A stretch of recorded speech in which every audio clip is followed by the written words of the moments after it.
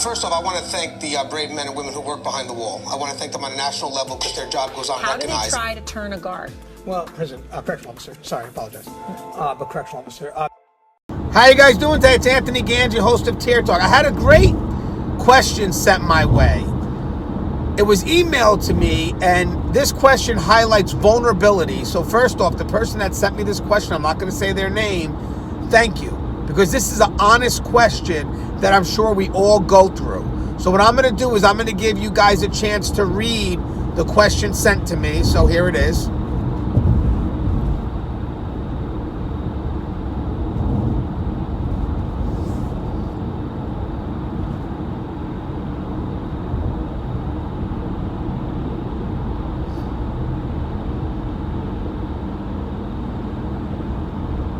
All right, guys, so what I'm going to do is I'm going to make an effort to answer this question, but I also sent this question out to a few of my friends. They got experience in the field. We've seen them on the show before.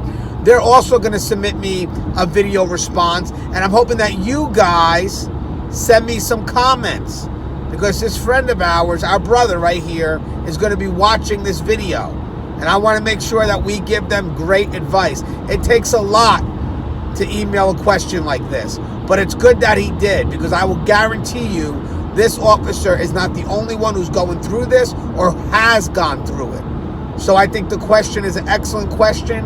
I'm going to give my input when we come back from our sponsors. I'm also going to have my friends, my experienced individuals who've been on the show before, also give their input in a video response, and I'm hoping that you guys comment as well. All right, guys, and if you haven't, the show Tear Talks for you brave men and women that work that front line. So please subscribe, interact, engage, comment, hit that bell.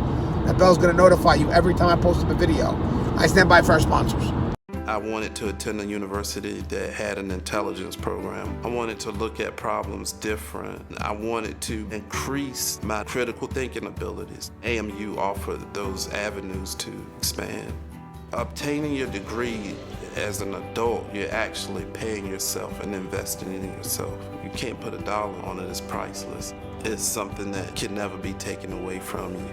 American Military University. Learn from the leader. Thank you guys for listening to my sponsor. You know, it's a great question. It showcases vulnerability right on Front Street.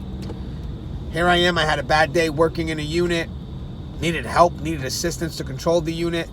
Now I have the unit the next day. What do I do? How do I reestablish control?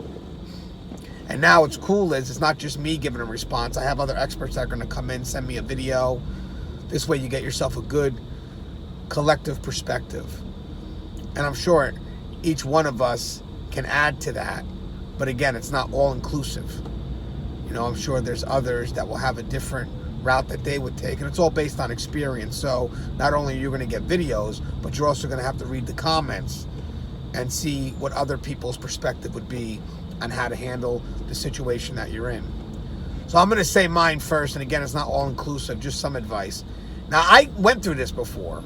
I actually had a supervisor that I felt questioned my credibility in running a unit right in front of the inmates. And then I had to work that unit that next day. I actually did a video on that called Divide and Conquer, because it led to an inmate trying to manipulate me.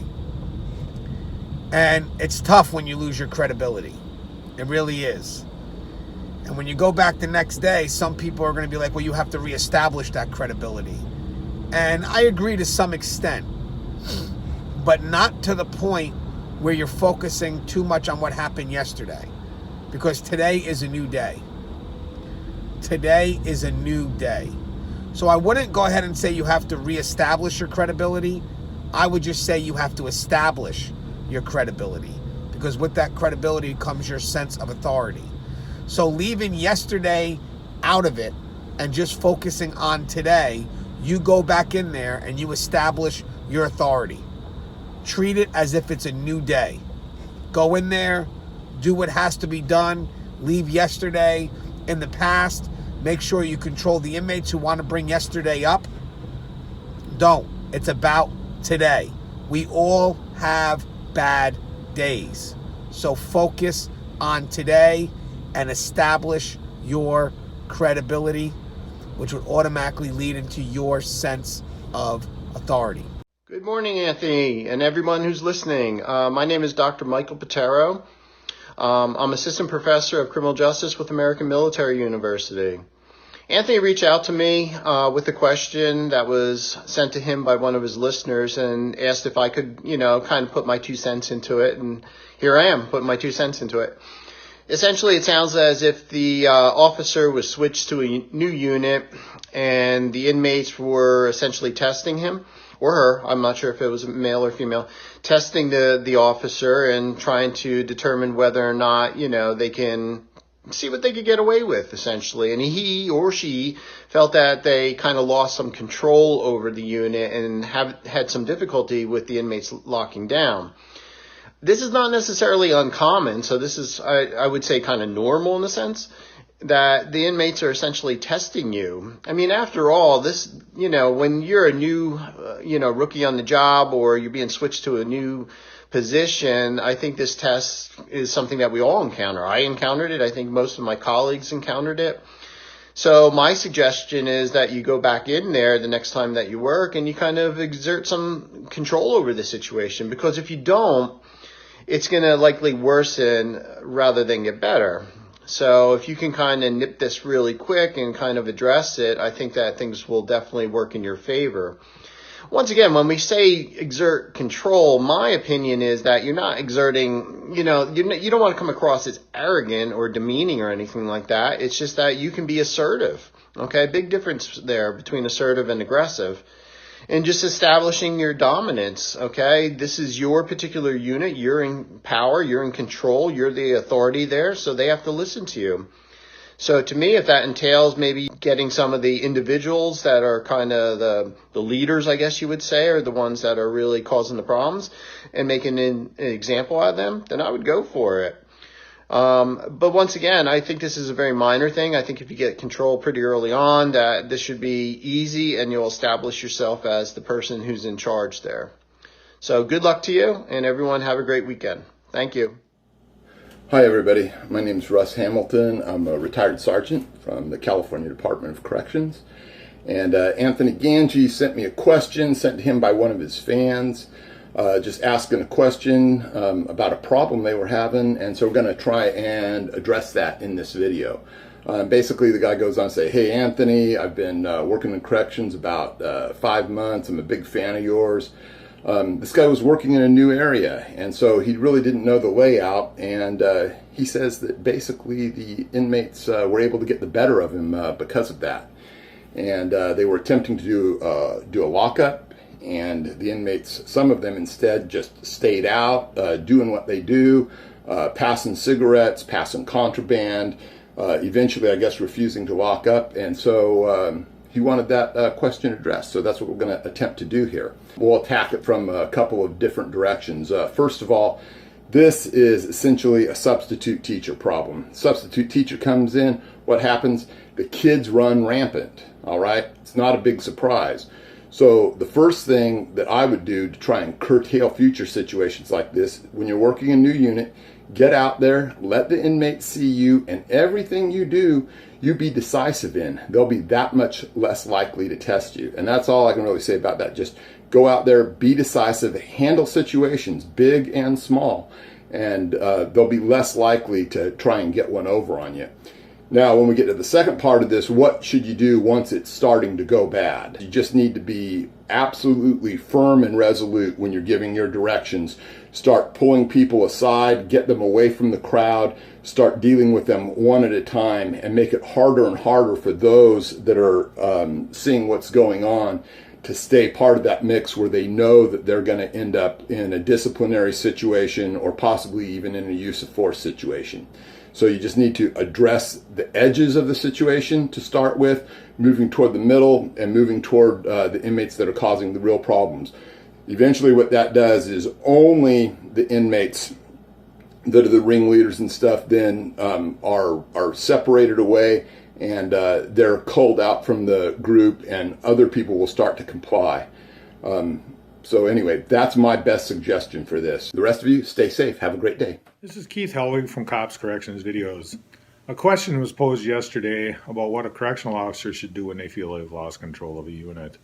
In this instance, it was a young officer who was working a new unit, and he felt that he had lost control and that the inmates were taking advantage of him. I don't think there's a correctional officer out there, if they're going to be honest, that can say that they've felt a threat to their authority and have lost control in one situation or another. I know when I started in corrections, I was 22 years old. I was working units, and to be honest with you, I was shakier than a poodle crapping a peach pit.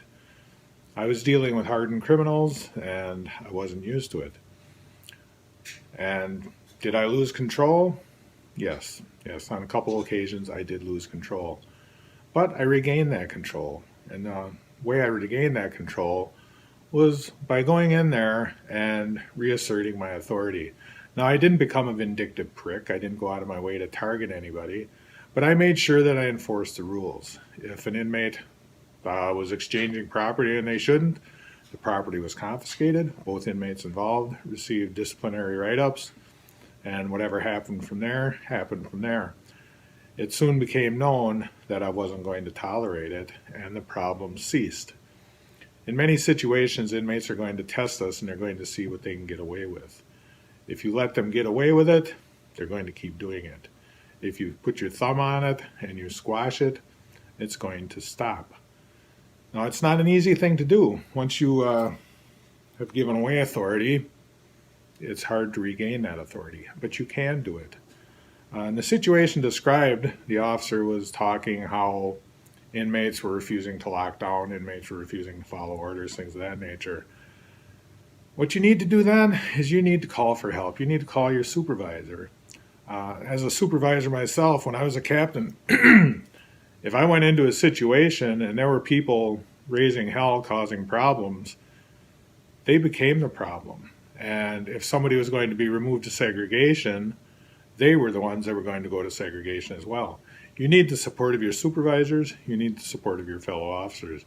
You need to remember that none of us are in this business alone. We've got backup for a reason. There's supervisors for a reason. There's sergeants for a reason. There's first responders for a reason. If you have to use those people to help you regain control of your unit, that's not admitting weakness on your part. That's utilizing the tools that you have in your toolbox. Don't be afraid to ask for help. Reassert your authority, reaffirm your authority, do your job, be firm, fair, and consistent. Thank you, and until next time, stay safe and watch your back.